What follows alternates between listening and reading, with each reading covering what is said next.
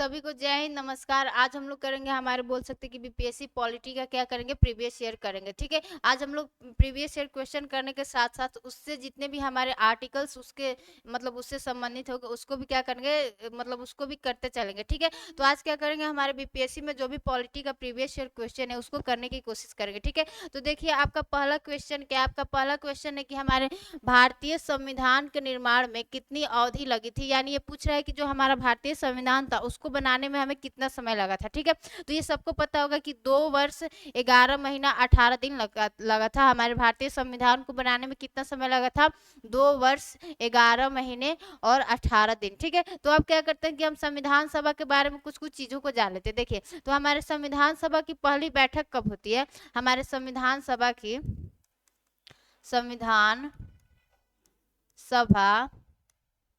संविधान सभा की पहली बैठक कब होती है। पहली बैठक कब होती है आपका 9 दिसंबर 1946 को क्या होता है, आपके संविधान सभा की क्या होती है, पहली बैठक होती है। यानी 9 दिसंबर 1946 को क्या होता है, आपके संविधान सभा की क्या होती है, पहली बैठक होती है। इस संविधान सभा के पहली बैठक के दिन की अध्यक्षता कौन करते हैं, इस दिन की आपकी अध्यक्षता कौन करते हैं, डॉक्टर सच्चिदानंद सिन्हा। डॉक्टर सच्चिदानंद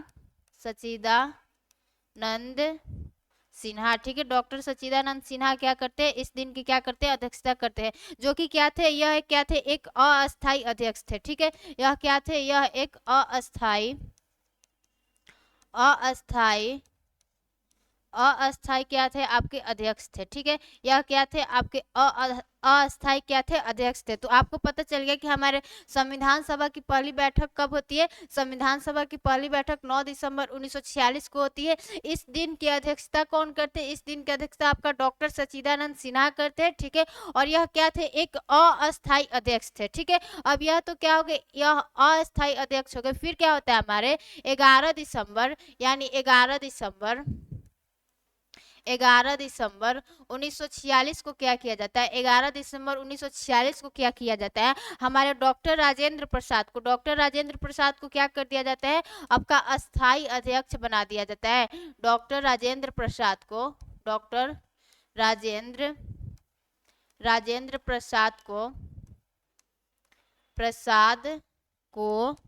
अस्थाई अध्यक्ष बना दिया जाता है। डॉक्टर अस्थाई अध्यक्ष बना दिया जाता है। ठीक है, डॉक्टर राजेंद्र प्रसाद को क्या कर दिया जाता है, अस्थाई अध्यक्ष बना दिया जाता है। तो आपको पता चल गया कि हमारे संविधान सभा की पहली बैठक कब होती है, 9 दिसंबर 1946 को। इस संविधान सभा की पहली बैठक की अध्यक्षता कौन करते हैं, डॉक्टर सच्चिदानंद सिन्हा, जो कि क्या थे, हमारे एक अस्थाई अध्यक्ष थे। फिर क्या होता है, 11 दिसंबर 1946 को क्या होता है, हमारे डॉक्टर राजेंद्र प्रसाद को क्या कर दिया जाता है, अस्थाई अध्यक्ष बना दिया जाता है। फिर क्या होता है, आपको 13 दिसंबर 1946 को 13 दिसंबर 1946 को 13 दिसंबर 1946 को हमारे नेहरू जी द्वारा क्या किया जाता है, नेहरू जी द्वारा क्या किया जाता है, आपका नेहरू जी द्वारा आपका ऑब्जेक्टिव रिजोल्यूशन को प्रस्तुत किया जाता है। ठीक है, ऑब्जेक्टिव रिजोल्यूशन को प्रस्तुत किया जाता है। ये ऑब्जेक्टिव रिजोल्यूशन क्या था, इसका उद्देश्य था कि हमारा भारत एक कैसा देश होगा। तो इस ऑब्जेक्टिव रिजोल्यूशन का जो पहला लाइन था उसमें लिखा था कि हमारा भारत स्वतंत्र, संप्रभु तथा गणतांत्रिक एक देश होगा। ठीक है, तो इस ऑब्जेक्टिव रिजोल्यूशन को क्या करते हैं, हमारे नेहरू जी क्या करते हैं, 13 दिसंबर 1946 को क्या करते हैं, प्रस्तुत करते हैं। अब इसे क्या किया जाता है, इसे हमारे संविधान में 22 जनवरी 1947 को क्या कर लिया जाता है, आपका अपना लिया जाता है। ठीक है, तो 22 जनवरी 1947 को इस ऑब्जेक्टिव रिजोल्यूशन को क्या करते हैं, हम लोग अपना लेते हैं। अब देखते हैं हमारे संविधान सभा की अंतिम बैठक कब होती है। तो आपके संविधान सभा का अंतिम बैठक संविधान सभा का अंतिम बैठक कब होता है, आपके संविधान सभा का अंतिम बैठक कब होता है, संविधान सभा का अंतिम बैठक कब होता है, आपका 24 जनवरी 1950 को होता है। 24 जनवरी 1950 को क्या होता है, आपके संविधान सभा का क्या होता है, अंतिम बैठक होता है। और फिर क्या होता है, 26 जनवरी 1950 को क्या करते हैं, हम अपने संविधान को क्या करते हैं, लागू कर देते हैं। ठीक है, तो आपको इतना समझ में आ गया कि हमारा जो संविधान सभा है, संविधान सभा की पहली बैठक कब होती है, 9 दिसंबर 1946 को होती है। जिसकी अध्यक्षता कौन करते हैं, जिसकी अध्यक्षता डॉक्टर सच्चिदानंद सिन्हा करते हैं। यह क्या थे, एक अस्थायी अध्यक्ष थे। ठीक है, फिर क्या होता है, हमारा 11 दिसंबर 1946 को क्या होता है, डॉक्टर राजेंद्र प्रसाद को क्या करते हैं हम लोग, अस्थायी अध्यक्ष बना देते हैं। ठीक है, फिर क्या होता है, हमारे 13 दिसंबर 1946 को क्या होता है, नेहरू जी द्वारा ऑब्जेक्टिव रिजोल्यूशन को प्रस्तुत किया गया था। यह ऑब्जेक्टिव रिजोल्यूशन क्या था, कि इसमें लिखा गया था कि हमारा भारत कैसा देश होगा। ठीक है, तो इसका जो पहला लाइन था वो क्या था, कि भारत एक स्वतंत्र संप्रभु गणतांत्रिक क्या होगा, राज्य होगा। ठीक है, संप्रभु का मतलब क्या होता है, कि ऐसा देश जो अपने आंतरिक तथा बाह्य मामलों से रिलेटेड सभी निर्णयों को लेने के लिए स्वतंत्र, वो क्या, वह देश कैसा होता है, संप्रभु होता है। ठीक है, तो इसमें पहला लाइन यही लिखा गया था कि भारत क्या होगा, हमारा स्वतंत्र संप्रभु गणतांत्रिक देश होगा। ठीक है, अब इस ऑब्जेक्टिव रिजोल्यूशन को अपनाया कब जाता है, इस ऑब्जेक्टिव रिजोल्यूशन को 22 जनवरी 1947 को क्या करते हैं हम लोग, अपनाते हैं। ठीक है, अब संविधान सभा का कोई आपसे पूछते कि इसका अंतिम बैठक कब होता है, तो 24 जनवरी 1950 को क्या होता है, संविधान सभा का अंतिम बैठक होता है। और फिर इसे 26 जनवरी 1950 को क्या कर देते हैं, लागू कर देते हैं संविधान को। ठीक है, तो संविधान सभा के बारे में इतना चीजें क्या हो जाता है, थोड़ा सा मतलब आपको याद रखना रहता है, तो इसको आप लोग याद कर लीजिएगा। ठीक है, अब हम लोग अगला क्वेश्चन देखते हैं। तो पहले का आंसर आपको पता चल गया, अब अगला क्वेश्चन देखते हैं। हमारा अगला क्वेश्चन क्या है, ऊपर का थोड़ा सा कट गया, हम पढ़ के आपको सुना दे रहे। ठीक है, इसमें बेसिकली क्या पूछा है आपका, इसमें पूछा है आपके परिसीमन आयोग के बारे में। ठीक है, इसमें पूछा गया कि हमारा जो परिसीमन आयोग है उसको हम लोग कब तक के लिए उसको क्या कर दिए, रोक दिए गए हैं, रोक दिया गया है उसको। ठीक है, तो देखिए परिसीमन आयोग क्या होता है, जो हमारा परिसीमन आयोग होता है यानी डिलिमिटेशन कमीशन, यह क्या करता है, लोकसभा तथा विधानसभा के सीटों के मतलब निर्वाचन सीटों का क्या कर देता है, निर्धारित करता है। यानी आपको मतलब यूपी से कितने लोकसभा का सीट आएगा, 80 आएगा। तो ये कौन तय करता है, यह क्या करता है, हमारा परिसीमन आयोग ही क्या करता है, तय करता है। और बिहार से हमारे लोकसभा का कोई पूछते कि कितना सीट आएगा, तो 40 आएगा। तो ये सीटों को तय कौन करता है, कि यहाँ से इस क्षेत्र से इतने लोकसभा की सीटें होंगी, उस क्षेत्र से इतने विधानसभा की सीटें होगी। तो इसको तय करने का काम कौन करता है, हमारा परिसीमन आयोग करता है। ठीक है, यानी यह क्या करता है, सीमाओं को निर्धारित करता है कि इस क्षेत्र से, देखिए मान लीजिए ये क्या हो गया, हमारा कोई क्षेत्र हो गया, ये क्षेत्र हो गया। ठीक है, तो जो हमारा परिसीमन आयोग है, परिसीमन आयोग क्या करता है, कि इसका करना है कि इस क्षेत्र से इतना आएगा, लोकसभा का सीट कितना आएगा, 10 आएगा। ठीक है, इस क्षेत्र से लोकसभा का सीट इतना आएगा, इस क्षेत्र से मान लीजिए लोकसभा का कह दे कि 20 सीट आएगा। ठीक है, 20 सीट आएगा। तो इन सभी सीटों का निर्धारण कौन करता है, हमारा परिसीमन आयोग। तो परिसीमन आयोग क्या करता है, यह लोकसभा तथा विधानसभा के निर्वाचन के सीटों का क्या करता है, निर्धारण करता है। और हमारे आर्टिकल 82 यानी आर्टिकल 82 में कहा गया है, हमारे आर्टिकल 82 में कहा गया है, देखिए आर्टिकल 82 में क्या कहा गया है, आर्टिकल 82 में कहा गया है ना, कि हमारे प्रत्येक जनगणना के बाद, यानी प्रत्येक जनगणना के बाद क्या होगा, एक परिसीमन आयोग का क्या होगा, गठन होगा। यानी प्रत्येक जनगणना के बाद एक परिसीमन आयोग का क्या होगा, गठन होगा। और यह परिसीमन आयोग क्या करेगा, लोकसभा तथा विधानसभा के निर्वाचित सीटों का क्या करेगा, निर्धारण करेगा। यानी जनगणना होगा तो क्या होगी, जनसंख्या बढ़ेगा, और जब जनसंख्या बढ़ेगा तो क्या होगा, हमें सीटों का जो वो बोल सकते हैं कि एक पहले से निर्धारण किया गया था कि हमारे इस क्षेत्र से क्या होंगे, लोकसभा के इतना ही सीट आएंगे। जब जनसंख्या बढ़ेगा तो हमें सीटों में भी तो चेंजिंग लाना होगा। तो इसीलिए क्या होता है, हमारे प्रत्येक जनगणना के बाद क्या होता है, इस परिसीमन आयोग का क्या होता है, गठन किया जाता है, ताकि अब क्या कर सके, सीटों में बदलाव कर सके, कि इस क्षेत्र से अब कितने लोकसभा की सीटें होनी चाहिए और विधानसभा की सीटें होनी चाहिए। तो यह क्या होता है, हमारा ये सब काम कौन करता है, परिसीमन आयोग करता है। तो अब परिसीमन आयोग को क्या कर दिया गया है, हमारे परिसीमन आयोग को 84वें संशोधन द्वारा यानी 84th कॉन्स्टिट्यूशनल अमेंडमेंट एक्ट 2001 में क्या कर दिया गया है, इसे 2026 तक क्या कर दिया गया है, रोक दिया गया है। और यह कब मतलब जो हमारा यानी हमारे लोकसभा में कितनी सीटें होंगी, लोकसभा में 550 सीटें होंगी और राज्यसभा में कितनी होगी, 250 होगी। तो इन सीटों को क्या कर दिया गया है, हमारे 2026 तक क्या कर दिया गया है, रोक दिया गया है। और यह सीटों का निर्धारण किस जनसंख्या के आधार पर हुआ था, तो 1971 की जनसंख्या के आधार पर, 1971 की जनसंख्या जनसंख्या के आधार पर हुआ था कि हमारे लोकसभा से कितने सीटें होंगी, 550, और हमारे राज्यसभा में कितनी सीटें होगी, 250 होगी। तो इसको कितना समय तक रोक दिया गया है, वही आपसे पूछा है कि रोक दिया गया है कितना समय तक, तो 2026 तक क्या कर दिया गया है,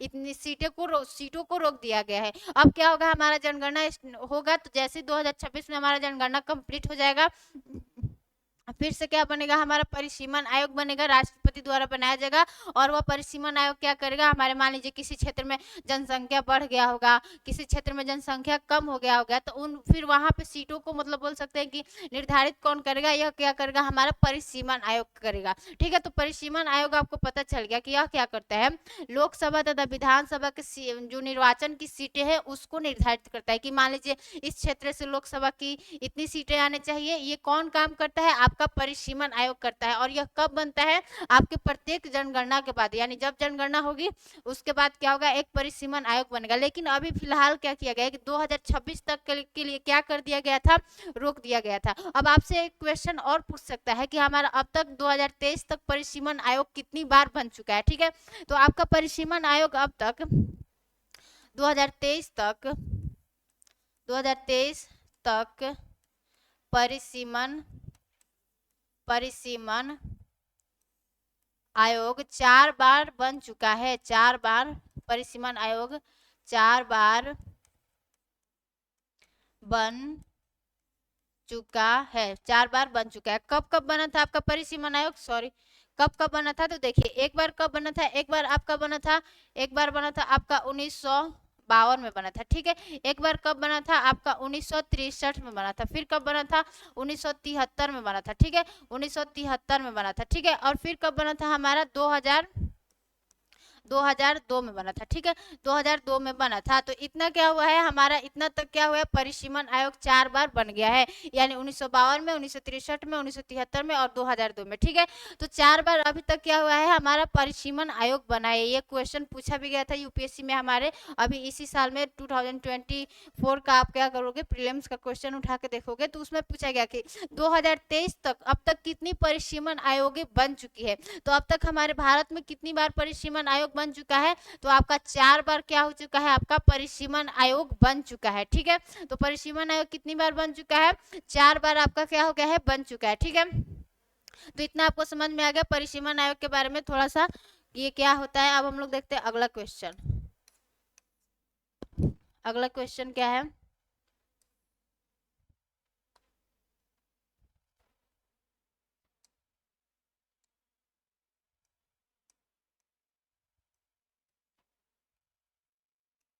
अगला क्वेश्चन ला रहे हैं, बस 1 मिनट, सारा ऊपर नीचे हो गया है। हाँ, तो देखिए हमारा अगला क्वेश्चन क्या है, अगला क्वेश्चन है कि निम्नलिखित कथनों पर विचार करें, यानी निम्नलिखित कथनों पर क्या करें, विचार करें। निम्नलिखित कथनों पर क्या करें, विचार करें। इसमें से क्या कहा है कि हमारे 73वें संशोधन के बाद के युग में विकेंद्रीकरण करना होगा। यानी विकेंद्रीकरण का मतलब क्या होता है, शक्तियों का विभाजन। ठीक है, यानी शक्तियों का क्या होना, शक्ति किसी एक हाथ के, किसी एक के पास न होकर क्या करना, अलग अलग लोगों में बांट देना। ठीक है, तो विकेंद्रीकरण का मतलब क्या हो गया, यानी यहाँ पे क्या बात किया जा रहा है, पंचायत का बात किया जा रहा है। ठीक है, पंचायत में ही हम लोग क्या किए, शक्तियों का विभाजन किए हैं। तो आपका ये क्या कर रहा है कि हमारे 73वें संशोधन के बाद, यानी क्या होता है कि थोड़ा सा हम क्या कर लेते हैं, पंचायत के बारे में समझ लेते हैं कि पंचायत क्या होता है। ये क्वेश्चन पंचायत के बारे में ही बात कर रहा है कि 73वें संशोधन के बाद के युग में विकेंद्रीकरण करना होगा, यानी निर्णय लेने की शक्तियां, समग्र रूप से सिस्टम, न्यायिक शक्तियां और प्रशासनिक शक्तियां। तो आपसे इसमें पूछा गया कि कौन कौन से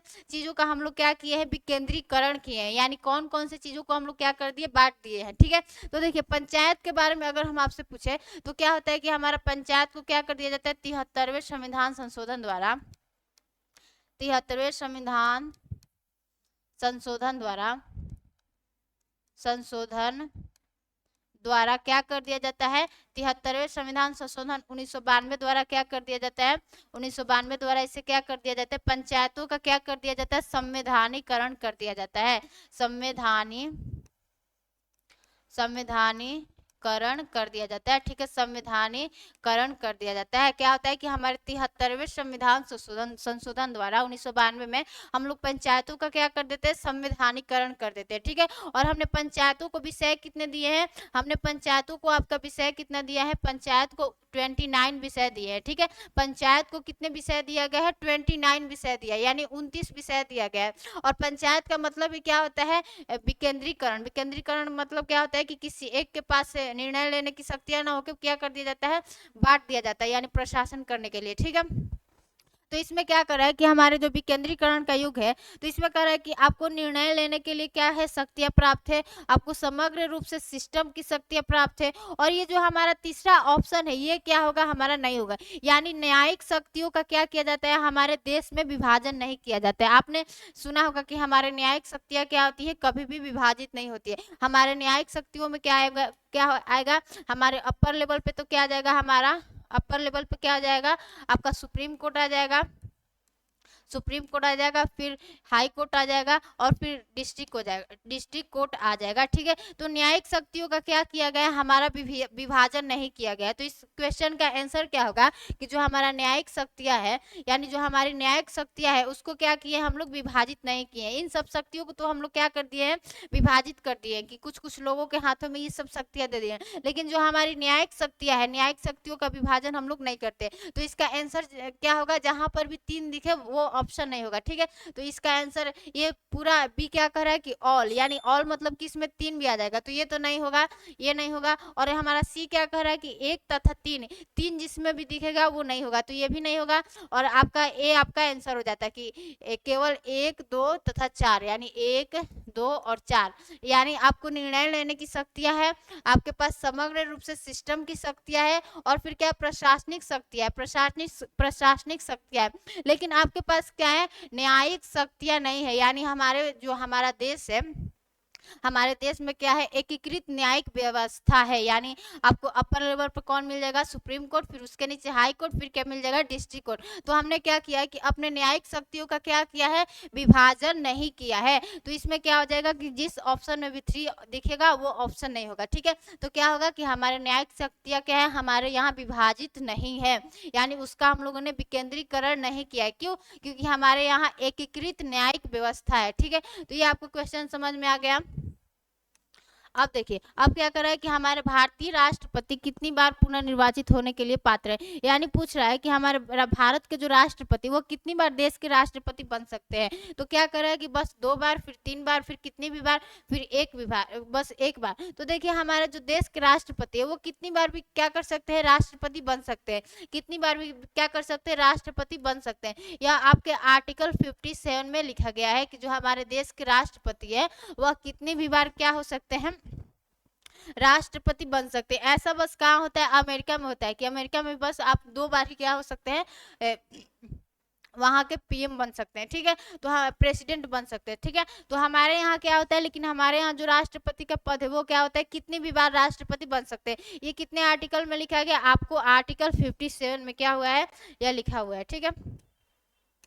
अब देख लेते हैं कि हमारा अगला क्वेश्चन क्या है कि 1990 के दशक के अंत में हमारा जो एएस आनंद निम्नलिखित में से किस पद पर थे, यानी जो हमारे एएस आनंद थे वो किस पद पर थे, यानी एएस आनंद आपको पूछा है कि किस पद पर थे। तो जो हमारे एएस आनंद थे वो क्या थे, हमारे 1990 के दशक में हमारे चीफ जस्टिस ऑफ इंडिया थे भारत के, यानी भारत के क्या थे, मुख्य न्यायाधीश थे, ठीक है। तो आपको ये भी समझ में आ गया कि हमारे 1900 दशक में क्या पूछ दिया है कि 1900 दशक के अंत में हमारे जो 1900 दशक के अंत में जो हमारे एएस आनंद निम्नलिखित में से किस पद पर थे। तो भारत के क्या थे, चीफ जस्टिस ऑफ इंडिया थे, यानी भारत के क्या थे, हमारे मुख्य न्यायाधीश थे, ठीक है। अब हमारा अगला क्वेश्चन पूछ रहा है कि हमारे 2022 के लिए, यानी 2022 के लिए भारत के 16वें उपराष्ट्रपति चुनाव के लिए निर्वाचक मंडल में कितने सदस्य होते हैं। तो यहाँ पे आपसे क्या पूछा है कि जो हमारे उपराष्ट्रपति है, जो हमारे उपराष्ट्रपति, इनके निर्वाचक में कितने सदस्य होते हैं। तो आप क्या कर लो, 543 ले लो, क्या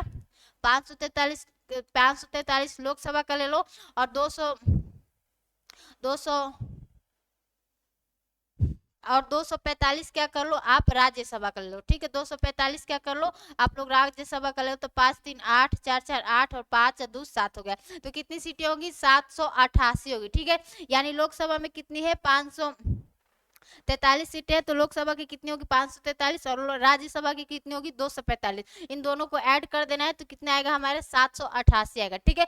तो यहाँ पे आपका उपराष्ट्रपति का अगर पूछ रहा है कि निर्वाचन में कितने सदस्य होंगे तो 788 हो जाएंगे। यानी हमारे उपराष्ट्रपति के इलेक्शन में क्या होता है कि लोकसभा के तथा राज्यसभा के, लोकसभा तथा राज्यसभा के क्या होते हैं इलेक्टेड तथा नॉमिनेटेड मेंबर दोनों क्या करते हैं पार्टिसिपेट करते हैं। यानी इलेक्टेड प्लस नॉमिनेटेड, ठीक है। हमारे उपराष्ट्रपति के चुनाव में निर्वाचित तथा मनोनीत सदस्य दोनों ही क्या करते हैं भाग लेते हैं। लेकिन क्या होता है कि वही अगर आपके राष्ट्रपति का चुनाव होगा तो राष्ट्रपति के चुनाव में क्या होगा हमारे जो नॉमिनेटेड मेंबर है यानी जो हमारे नियुक्त किए गए हैं क्या है सदस्य, वो क्या करते हैं हमारे राष्ट्रपति के चुनाव में क्या करते हैं भाग नहीं लेते हैं, ठीक है। तो जो बोल सकते हैं कि हमारा उपराष्ट्रपति का चुनाव है तो उपराष्ट्रपति के चुनाव में लोकसभा तथा राज्यसभा के इलेक्टेड तथा नॉमिनेटेड दोनों ही मेंबर क्या करते हैं भाग लेते हैं। लेकिन उपराष्ट्रपति के चुनाव में क्या होता है कि विधानसभा के सदस्य क्या करते हैं भाग नहीं लेते हैं। क्यों? क्योंकि हमारे राष्ट्रपति के जो हम, लेकिन पहले सुनो, राष्ट्रपति का जो इलेक्शन है, राष्ट्रपति के इलेक्शन में लोकसभा प्लस राज्यसभा प्लस क्या होता है विधानसभा के क्या होते हैं इलेक्टेड मेंबर क्या करते हैं पार्टिसिपेट करते हैं, यानी जो निर्वाचित हुए हैं, ठीक है। वहां पर नॉमिनेटेड मेंबर पार्टिसिपेट नहीं करते। तो राष्ट्रपति के इलेक्शन में तो विधानसभा के सदस्य भी क्या करते हैं पार्टिसिपेट करते हैं। क्यों? क्योंकि जो हमारे राष्ट्रपति हैं वह राष्ट्र के क्या होते हैं प्रमुख होते हैं और हमारे राष्ट्रपति में केंद्र व राज्य दोनों के प्रशासन करने की शक्तियां क्या होती है निहित होता है। तो यहाँ पे राज्यसभा यानी यहाँ पे विधानसभा भी क्या करते हैं प्रेसिडेंट के इलेक्शन में पार्टिसिपेट करते हैं। लेकिन हमारे उपराष्ट्रपति क्या होते हैं, उपराष्ट्रपति का काम क्या है वो तो राज्यसभा के क्या होते हैं सभापति होते हैं, ठीक है। तो राज्यसभा में बैठते तो उनका राज्य से क्या ही लेना देना है। तो इसमें क्या होता है कि हमारे उपराष्ट्रपति के इलेक्शन में क्या होते हैं इलेक्टेड तथा नॉमिनेटेड मेंबर, वो भी किन सदन के लोकसभा तथा राज्यसभा के। यहाँ पर उपराष्ट्रपति के इलेक्शन में हमारे विधानसभा के मेंबर क्या करते हैं पार्टिसिपेट नहीं करते हैं। ये आपको क्या करना है याद करना है, ठीक है। तो इतना आपको समझ में आ गया कि हमारे उपराष्ट्रपति के इलेक्शन में कितने सदस्य होंगे तो 788। क्यों? क्योंकि यहाँ पर लोकसभा तथा राज्यसभा के इलेक्टेड तथा नॉमिनेटेड दोनों ही मेंबर क्या करते हैं पार्टिसिपेट करते हैं। तो आपको ये इलेक्शन समझ में आ गया। अब यहाँ पे आ गया, यहाँ पे ना बोल सकते कि जो हमारा पंचायत है, पंचायत बहुत ही बोल सकते कि फेवरेट इसका टॉपिक है। पंचायत से हमेशा क्या हो रहा है क्वेश्चन पूछा जा रहा है। तो यही आप पे पूछा है कि पंचायती राज संस्थाओं का चुनाव लड़ने के लिए न्यूनतम आयु कितने वर्ष होनी चाहिए। यानी पंचायत का आपको क्या करना है चुनाव लड़ना है तो आपकी न्यूनतम आयु कितनी होनी चाहिए, न्यूनतम आयु 21 वर्ष होनी चाहिए। यानी पंचायतों का चुनाव लड़ने के लिए क्या होता है न्यूनतम आयु क्या होनी चाहिए 21 वर्ष होना चाहिए। अगर लोकसभा का आपको सदस्य बनाए तो 25 ईयर होना चाहिए यानी 25 साल होना चाहिए। और राज्यसभा का आपको सदस्य बनना है तो कितना उम्र होना चाहिए 30 साल होना चाहिए। और अगर आपको क्या बनना है प्रेसिडेंट बनना है तो आपकी उम्र कितनी होना चाहिए 35 ईयर यानी 35 ईयर, ठीक है। तो पंचायत का बोल सकते हैं कि सदस्य यानी पंचायत का सदस्य बनने के लिए आपकी उम्र कितनी होनी चाहिए 21 वर्ष होनी चाहिए। और वहीं पे आपसे अगर लोकसभा का पूछ दे तो 25 साल और राज्यसभा का पूछ दे तो 30 साल और प्रेसिडेंट पूछ दे तो कितना हो जाएगा 35 साल हो जाएगा, ठीक है 35 साल हो जाएगा। और अगला क्वेश्चन क्या है, अगला क्वेश्चन क्या है कि 1946 ईस्वी का अंतरिम सरकार के मंत्रिमंडल में जो हमारे श्रम विभाग के बोल सकते हैं कि श्रम विभाग का अध्यक्ष कौन था। यानी जब हमारा 2 सितंबर क्या होता है 2 सितंबर 1946 को क्या होता है हमारे अंतरिम सरकार की क्या होती है गठन होती है। तो उसमें भी क्या होता है कि अलग अलग विभागों के क्या बनाए जाते हैं अलग अलग अध्यक्ष बनाए जाते हैं। तो उसी में से हमारा क्या पूछा है कि श्रम विभाग के अध्यक्ष कौन थे। यानी जब हमारा अंतरिम सरकार बना था तो उस समय क्या हुआ था कि विभागों को चलाने के लिए अलग अलग विभागों के अलग अलग अध्यक्ष बनाए गए थे, ठीक है। तो उसी में से हमारा क्या पूछा है कि श्रम विभाग के अध्यक्ष कौन थे। तो आपका कौन आ जाएगा जगजीवन राम क्या थे आपके श्रम विभाग के क्या थे अध्यक्ष थे। यानी इनका नाम क्या है जगजीवन राम, जगजीवन राम, ठीक है। जगजीवन राम क्या थे, हमारे श्रम विभाग के क्या थे, आपके अध्यक्ष थे। जगजीवन राम क्या थे, आपके श्रम विभाग के क्या थे, अध्यक्ष थे। जगजीवन राम क्या थे, आपके श्रम विभाग के क्या थे, अध्यक्ष थे, ठीक है। तो एक बार देख लीजिएगा कि हमारे अंतरिम सरकार में जो भी बोल सकते कि अलग अलग विभाग है, उससे रिलेटेड जो भी उनके अध्यक्ष थे उनको एक बार देख लीजिएगा, ठीक है। अगला क्वेश्चन देखते हैं। इसमें से कह रहा है कि हमारे निम्नलिखित में से किसका संबंध भारत के सर्वोच्च न्यायालय से है, यानी आपको ऑप्शन दे दिया है और इस ऑप्शन में से पूछा गया है कि इनमें से किसका संबंध क्या है, कि हमारे भारत के क्या है, सर्वोच्च न्यायालय से है। तो यहाँ पे अपीलीय क्षेत्र है, मूल क्षेत्राधिकार है, कोलेजियम प्रणाली है, और डी ऑप्शन क्या है कि उपयुक्त में से एक से अधिक, या ई क्या है कि उपरोक्त में से कोई नहीं, ठीक है। तो इसका देखिए आंसर क्या होगा कि हमारे सर्वोच्च न्यायालय से कौन कौन से मतलब बोल सकते हैं कि ये शब्द क्या है, इससे संबंधित है। तो अपीलीय क्षेत्राधिकार क्या है, इससे संबंधित है। अब अपीलीय क्षेत्राधिकार का मतलब क्या होता है कि क्या आपको डिस्ट्रिक्ट कोर्ट और डिस्ट्रिक्ट कोर्ट, क्या आपको डिस्ट्रिक्ट कोर्ट और डिस्ट्रिक्ट कोर्ट से फिर हाई कोर्ट और फिर हाई कोर्ट से क्या सुप्रीम कोर्ट में जाने का अधिकार है, तो यह क्या हो जाता है, हमारा अपीलीय क्षेत्राधिकार हो जाता है। तो यह क्या है, हमारे सुप्रीम कोर्ट का क्या है, एक क्षेत्राधिकार है, ठीक है। और फिर क्या कहता है कि हमारा मूल क्षेत्राधिकार भी क्या है, आपके सुप्रीम कोर्ट का क्या है, अधिकार है। यह कितने आर्टिकल में है, यह आर्टिकल 131 में। आर्टिकल 131 में लिखा गया है कि हमारे सुप्रीम कोर्ट के क्या होंगे, मूल क्षेत्राधिकार होंगे। मूल क्षेत्राधिकार का मतलब क्या होता है कि कुछ ऐसे मामले जो क्या होंगे, केवल सुप्रीम कोर्ट में क्या होगा, उनकी सुनवाई होगा। जैसे दो राज्यों के बीच का विवाद, राज्य प्लस केंद्र के बीच का विवाद, या कभी ऐसे हो जाए कि कुछ राज्य और कुछ केंद्र एक साथ हो जाए और कुछ राज्य अकेले हो जाए, ठीक है। तो वैसे सारे विवादों को क्या कहते हैं, सुप्रीम कोर्ट का मूल क्षेत्राधिकार कहते हैं। वह कितने आर्टिकल में लिखा गया है, वह आपके आर्टिकल 131 में लिखा गया है। वह आपके आर्टिकल 131 में लिखा गया है, 131 में लिखा गया है, ठीक है। और फिर क्या कर रहा है, हमारा कोलेजियम प्रणाली, यानी कोलेजियम प्रणाली भी क्या है, हमारे सुप्रीम कोर्ट से क्या है, रिलेटेड है। अब हम लोग देख लेते हैं कि कोलेजियम प्रणाली होता क्या है, ठीक है। तो देखिए हमारे बोल सकते हैं कि भारत में जजों की नियुक्ति की एक प्रणाली है, उसी को क्या कहते हैं, कोलेजियम प्रणाली कहते हैं। यानी हमारे भारत में जो भी जज है, यानी हमारे भारत में जो भी जज है उनको उनको नियुक्त कौन करता है, हमारे भारत में जो भी जज है उनको नियुक्त कौन करता है, उनको जो हमारे जज की नियुक्ति कौन करते हैं, हमारे प्रेसिडेंट करते हैं। यानी हमारे जज की नियुक्ति कौन करते हैं, हमारे प्रेसिडेंट करते हैं। हमारे जजों की नियुक्ति कौन करते हैं, प्रेसिडेंट करते हैं। लेकिन प्रेसिडेंट अपने मन से नहीं करते, प्रेसिडेंट किससे सलाह लेते हैं, प्रेसिडेंट क्या करते हैं, चीफ जस्टिस ऑफ इंडिया, यानी हमारे भारत के जो सीजीआई है, यानी चीफ जस्टिस ऑफ इंडिया से क्या करते हैं, इनसे क्या करते हैं, हमारे भारत के मुख्य न्यायाधीश से क्या करते हैं, यह डिस्कशन करते हैं, ठीक है। यह क्या करते हैं, डिस्कशन करते हैं। अब ये सीजीआई भी क्या करते हैं, अपने मन से क्या करते हैं, किसी का नाम नहीं बताते। अब सीजीआई क्या करते हैं, 4 अन्य अलग जजों से, यानी 4 अन्य अलग जजों से क्या करते हैं, अलग जजों से क्या करते हैं, सलाह लेते हैं। 4 अन्य अलग जजों से क्या करते हैं, सलाह लेते हैं। 4 अन्य जजों से क्या करते हैं, सलाह लेते हैं। यानी देखिए हमारे जज हैं, यानी सुप्रीम कोर्ट के जो जज है उनकी नियुक्ति कौन करते हैं, प्रेसिडेंट करते हैं। अब प्रेसिडेंट ऐसे नहीं करते, वो क्या करते हैं, हमारे चीफ जस्टिस ऑफ इंडिया यानी भारत के मुख्य न्यायाधीश से क्या करते हैं, डिस्कशन करते हैं। फिर जो हमारे मुख्य न्यायाधीश के हैं, जो हमारे मुख्य न्यायाधीश है वो क्या करते हैं, 4 अन्य अलग जजों से क्या करते हैं, सलाह लेते हैं। और ये जो हमारे 4 अन्य अलग जज है, यह क्या करते हैं, जजों की एक लिस्ट देते हैं, कि लिस्ट देते हैं। और फर्स्ट लिस्ट में जिसका नाम होता है उसमें क्या होता है कि अगर सबकी सहमति होती है तो क्या करते हैं, हमारे जो फर्स्ट जज है उनकी क्या हो जाती है, हमारे भारत के चीफ जस्टिस ऑफ इंडिया की क्या कर दी जाती है, नियुक्ति कर दी जाती है। जैसे हमारे अब क्या हो गया है कि हमारे जैसे भारत के जो अभी बोल सकते हैं कि चंद्रचूड़ है, उनका समय काल खत्म होने जा रहा है, तो उन्होंने किसका नाम दिया है, उन्होंने संजीव खन्ना का नाम दिया है, कि संजीव खन्ना को ही क्या कर दिया जाएगा, कि हमारे भारत के चीफ जस्टिस ऑफ इंडिया के रूप में इन्हें क्या कर दिया जाए, नियुक्ति दे दी जाए, ठीक है। तो यह क्या करते हैं कि जो हमारे भारत के चीफ जस्टिस ऑफ इंडिया है उनकी नियुक्ति कौन करते हैं, प्रेसिडेंट करते हैं। और प्रेसिडेंट किससे सलाह लेते हैं, हमारे भारत के जो पहले के मुख्य न्यायाधीश है उनसे क्या करते हैं, सलाह लेते हैं। और ये जो हमारे मुख्य न्यायाधीश है वो क्या करते हैं, 4 अन्य जजों से क्या करते हैं, सलाह लेते हैं। और ये 4 अन्य जज क्या करते हैं, कुछ लिस्ट देते हैं जजों की, और जो उसमें फर्स्ट लिस्ट में जिसका नाम होता है उसे क्या करते हैं, हम लोग चीफ जस्टिस ऑफ इंडिया के रूप में नियुक्त करते हैं। तो यानी कोलेजियम में क्या हो गया, कोलेजियम सिस्टम जो होता है हमारा, कोलेजियम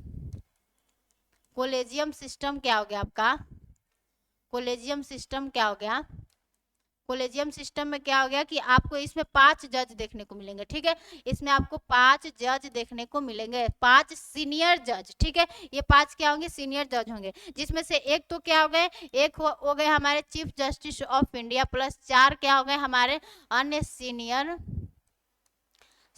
जज, ठीक है, अन्य सीनियर जजेस होते हैं, ठीक है। तो यह क्या हो गया, आपको कोलेजियम सिस्टम समझ में आ गया कि कोलेजियम सिस्टम क्या होता है। कोलेजियम सिस्टम में 5 जज होते हैं, 5 जज में क्या होते हैं, एक हमारे चीफ जस्टिस ऑफ इंडिया होते हैं यानी भारत के मुख्य न्यायाधीश होते हैं, और 4 क्या होते हैं, 4 अलग सीनियर जज होते हैं। इसमें क्या होता है कि हमारे जजों की नियुक्ति प्रेसिडेंट करते हैं, लेकिन प्रेसिडेंट क्या करते हैं, हमारे चीफ जस्टिस ऑफ इंडिया यानी भारत के मुख्य न्यायाधीश से क्या करते हैं, डिस्कशन करते हैं, और जो हमारे चीफ जस्टिस ऑफ इंडिया है वो क्या करते हैं, 4 अन्य क्या करते हैं, सीनियर जजों से क्या करते हैं, सलाह लेते हैं। फिर ये 4 अन्य जज क्या करते हैं, कुछ जजों का लिस्ट बना के देते हैं, और जजों की लिस्ट में जो फर्स्ट लिस्ट में जिनका नाम होता है वो उसकी क्या कर दी जाती है, चीफ जस्टिस ऑफ इंडिया के रूप में उसकी नियुक्ति कर दी जाती है, ठीक है। तो आपको कोलेजियम सिस्टम समझ में आ गया। तो इसमें आपका आंसर क्या हो जाएगा, आंसर क्या हो जाएगा कि हमारा अपीलीय क्षेत्राधिकार भी है, मूल क्षेत्राधिकार भी है, कोलेजियम प्रणाली भी है। तो हमारा इसमें आंसर क्या होगा, उपरोक्त में एक से अधिक होगा, ठीक है। तो आपका आंसर क्या हो जाएगा, डी हो जाएगा, ठीक है। आंसर इसका क्या होगा, डी। तो आंसर इसका क्या हो जाएगा, आपका डी हो जाएगा, यानी उपरोक्त में एक से अधिक होगा, ठीक है। अब अगला देखते हैं। तो अगला है हमारा कि स्वतंत्र भारत में प्रथम विधि आयोग के अध्यक्ष कौन थे, यानी जब हमारा भारत स्वतंत्र होता है तो उसके हमारे जो बोल सकते हैं कि हमारे विधि आयोग के अध्यक्ष कौन थे, यानी हमारे स्वतंत्र भारत में प्रथम विधि आयोग के अध्यक्ष कौन थे। तो आपका आंसर क्या हो जाएगा, एम सी शीतलवाड़, ठीक है, एम सी शीतल वार्ड, ठीक है। हमारे स्वतंत्र भारत के प्रथम विधि आयोग के अध्यक्ष कौन थे, तो M C Setalvad, M C Setalvad, ठीक है, एम सी शीतलवाड़। अब हम फिर हमारा आ जाता है क्या, सर्वोच्च न्यायालय से क्या आ जाता है, हमारा क्वेश्चन आ जाता है सुप्रीम कोर्ट से कि सुप्रीम कोर्ट है मानव अधिकारों का रक्षक है, संविधान के अंतिम व्याख्याकार है, यानी हमारे संविधान में जो भी चीजें समझ में नहीं आता है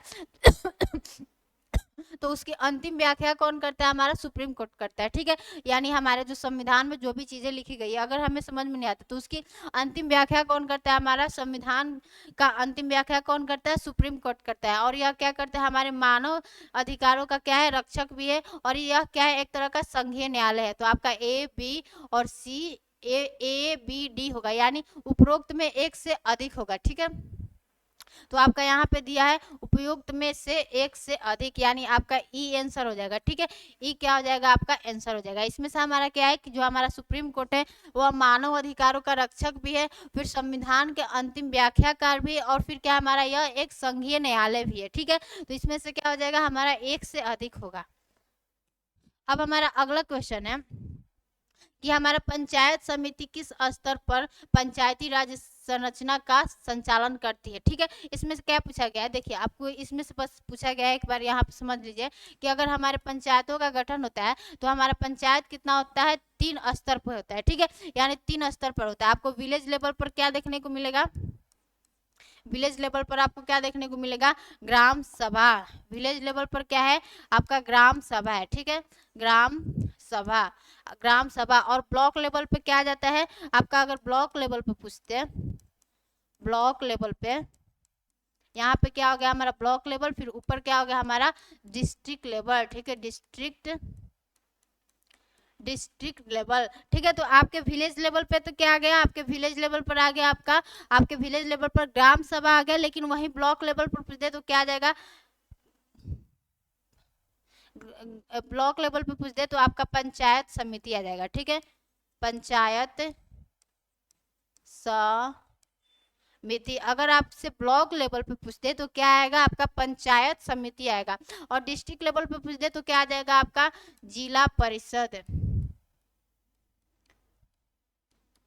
जिला परिषद। यानी आपसे बस यही पूछा गया है कि जो हमारा इसमें क्वेश्चन क्या है कि अगर हम लोग पंचायतों का गठन करते तो पहले विलेज लेवल पे क्या होता है, हमारा ग्राम सभा होता है, फिर ब्लॉक लेवल पे क्या होता है, पंचायत समिति होती है, और फिर डिस्ट्रिक्ट लेवल पे क्या होता है, यानी डिस्ट्रिक्ट लेवल पे आपको क्या देखने को मिलेगा, जिला परिषद देखने को मिलेगा, ठीक है। तो इस क्वेश्चन में बस यही पूछा गया है कि हमारे जो बोल सकते हैं कि हमारा जो पंचायत समिति, यानी पंचायत समिति किस स्तर पर होता है, तो पंचायत समिति आपको किस स्तर पर देखने को मिलता है, ब्लॉक स्तर पे, ठीक है। यानी जो हमारा पंचायत समिति है वह आपको किस स्तर पर देखने को मिलता है, यानी आपको ब्लॉक लेवल पर क्या होता है, पंचायत समिति देखने को मिलता है। यानी आपको ब्लॉक लेवल पे क्या होता है, पंचायत समिति देखने को मिलता है, ठीक है। तो यही आपका क्वेश्चन है।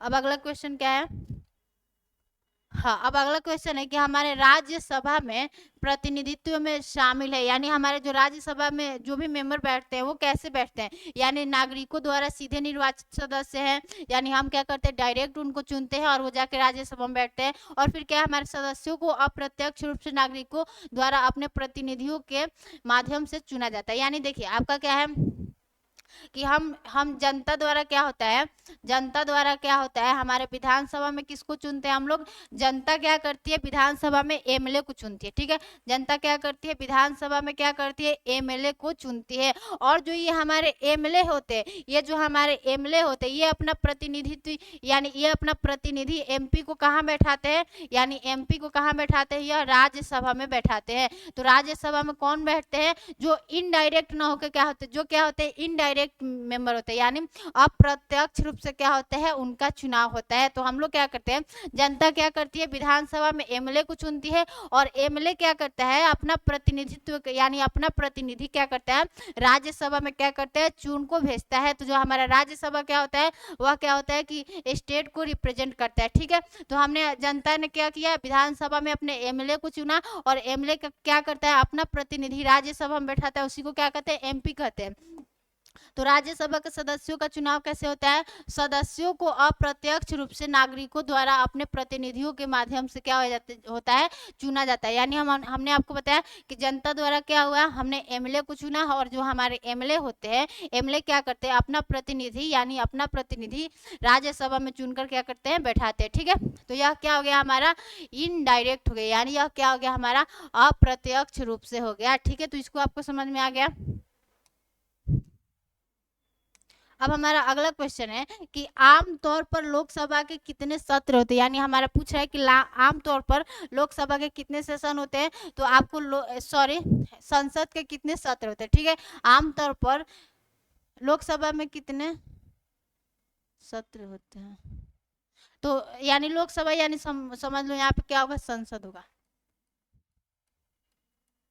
कि आमतौर पर संसद के कितने सत्र होते हैं, तो आमतौर पर कितने सत्र होते हैं, 3 सत्र होते हैं, ठीक है। जिसमें से हमारा पहला क्या है, आपका पहला है बजट सेशन, पहला क्या है आपका बजट सेशन है, बजट सेशन है। और दूसरा क्या है आपका, दूसरा क्या है आपका मॉनसून सेशन है, दूसरा क्या है आपका मॉनसून सेशन। और तीसरा क्या है आपका विंटर सेशन, विंटर सेशन, ठीक है। अब ये आपका जो हमारा बजट सेशन है, बजट सेशन कब से कब तक चलता है, आपका जो बजट सेशन है फरवरी टू, यानी फेब टू मई तक चलता है, ठीक है। यह फरवरी टू मई तक चलता है। और जो आपका मॉनसून सेशन है, यह जून से लेकर कब तक चलता है, जून टू जुलाई तक चलता है।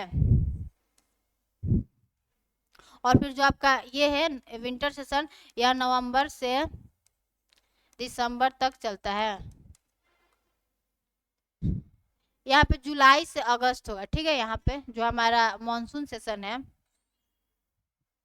यह क्या आता है, जुलाई टू अगस्त तक चलता है, यह क्या होता है, जुलाई टू अगस्त तक चलता है। और यह जो हमारा विंटर सेशन है, नवंबर से दिसंबर तक चलता है, ठीक है। हमारा विंटर सेशन कब से चलता है, नवंबर से दिसंबर तक। तो हमारे संसद के 3 सत्र बुलाए जाते हैं, जिसमें से हमारा क्या है, बजट सेशन है जो कि हमारे फरवरी से मई तक चलता है। फिर क्या हमारा मॉनसून सेशन है जो कि हमारे जुलाई से अगस्त तक चलता है। फिर क्या होता है, हमारा विंटर सेशन होता है, फिर इसमें यह कब तक चलता है, आपके नवंबर से दिसंबर तक चलता है। नवंबर से दिसंबर तक क्या होता है, हमारा विंटर सेशन चलता है। इसमें क्या होता है कि जितने भी महत्वपूर्ण, जितने भी हमारे देश के जितने भी बड़े बड़े बोल सकते हैं कि निर्णय है, उसको क्या किया जाता है, लिया जाता है, ठीक है। तो ये क्या हो गया, हमारा संसद के 3 सत्र होते हैं, जिसमें से पहला क्या बजट सेशन है, मॉनसून सेशन है, विंटर सेशन है। बजट सेशन कब से कब तक चलता है, फरवरी से मई तक। और आपका मॉनसून सेशन कब से कब तक चलता है, जुलाई से अगस्त। और फिर क्या होता है, हमारा विंटर सेशन आता है, यह नवंबर से दिसंबर तक क्या होता है, चलता है, ठीक है।